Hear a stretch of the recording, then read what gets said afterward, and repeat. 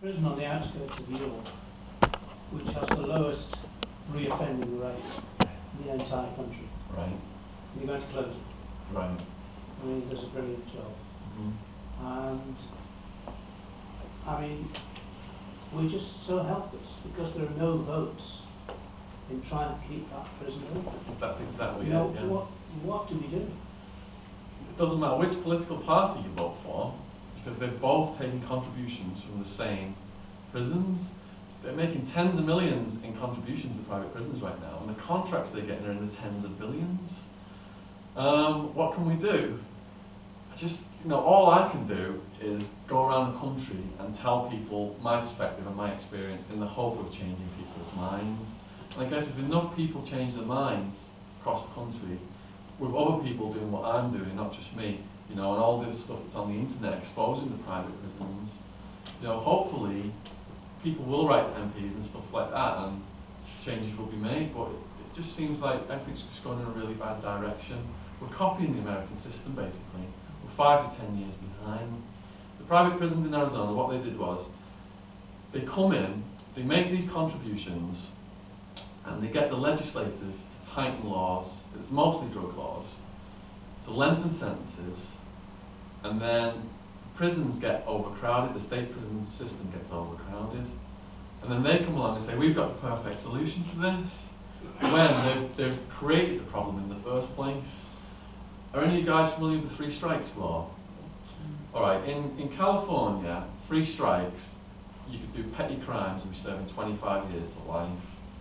So, citizens of California were getting outraged because the guy who stole a $10 pizza was serving 25 years to life, and the taxpayers of California were paying $50,000 a year in taxpayers' money to keep this guy housed.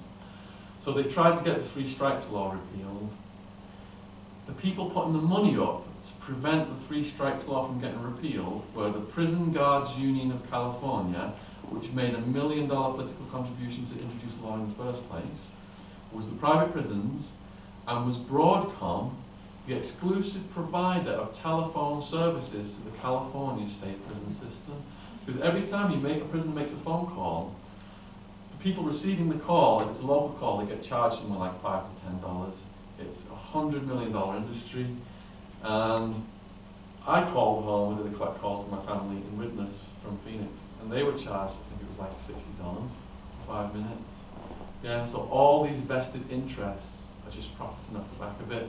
And if they're making these massive political contributions, if the politicians are going with where the money's coming from, they're not going with where the public, where the public's coming from.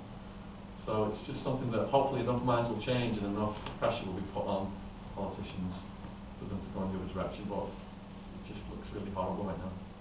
Alright, next question please. I think it will worse then because while the courts and the government, especially with mental health and with the homeless, it's going to go worse, isn't it? Yeah, absolutely. Why are they going to fund prisons when they're not even funding the NHS? Yeah, exactly.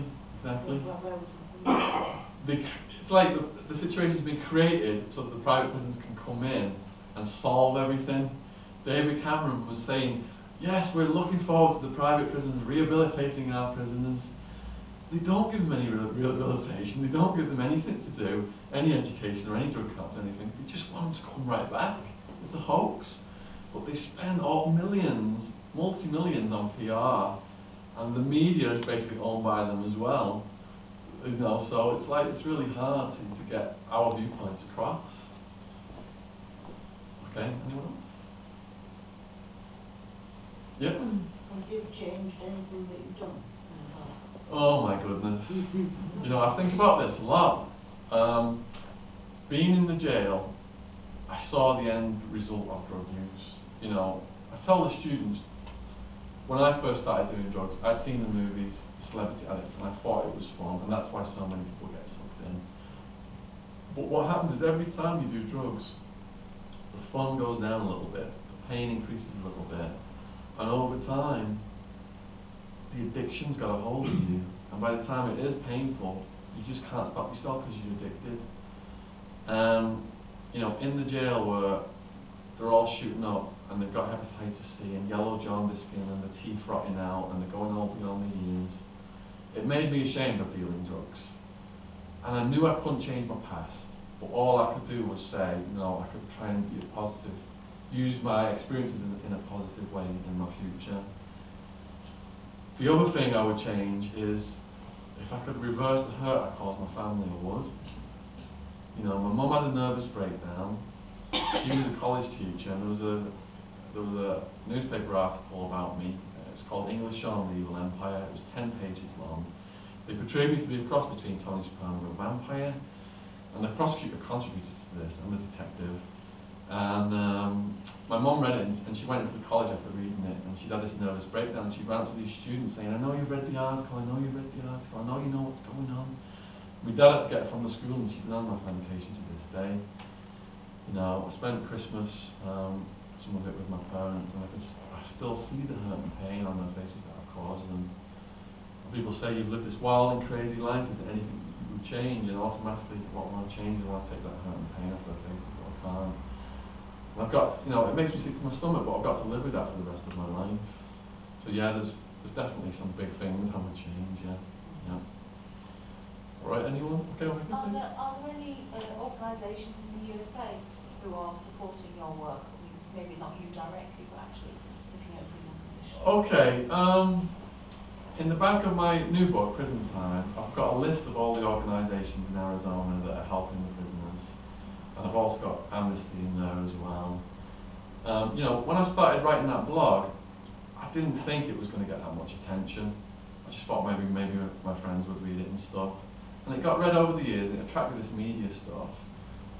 But the Bang the Broad episode was probably the biggest way to draw attention to what was going on in there. It premiered in America to 10 million people last year, and I woke up to 500 emails the next day, and nearly all of the emails were supporting about the activism and supporting the family theme, and even people who previously supported the sheriff were saying we had no idea this was going on and we're not going to vote for him at the next election. Now the sheriff, he's out doing publicity stunts all the time, that's how he gets away with this. You've got Steven Seagal, the action movie star, on his sheriff's posse. He took, as a publicity stunt, he took Steven Seagal on a raid of a house that was suspected of animal cruelty. He put Steven Seagal in an armoured vehicle.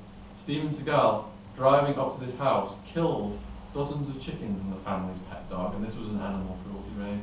The sheriff, he's got a website where you can not only see the mugshots of the newly arrested prisoners, you get to vote on who's the ugliest. He's got 2 reality TV shows, Smile You're Under Arrest, and Inmate Idol.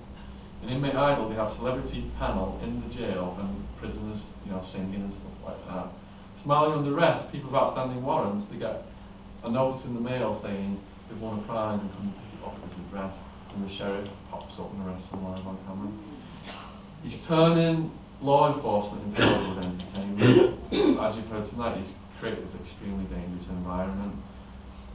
The hard thing about getting him out is he's one of the most powerful people in the country. His political contributions were over 10 million. The guy running against him in the last election had 1 million in political contributions. He was on George Bush's steering committee when George Bush was running the country. That's how powerful he is. Yeah. Okay, a lady had her hand up. Yeah. Do either of the 2 major political parties have prison reform on the agenda anywhere? You know, they say they do to the public, but what they actually say they're going to do and what they actually do are completely different things. You know, they introduce these things in the public interest, but it's not actually in the public interest from what I learned. So, you know, you just can't believe what they're saying. And I don't think that they have anything concrete in the UK right now that's going to take us away from the American model. Everything America does, we're copying it 5 to 10 years behind. Even the gang culture. In the UK, gangs traditionally, it's not been racial, but now in London it's all starting up with the racial gangs. In America, the gangs, they give them all these tattoos because they know, as well the gangs know, as well as the private prisons,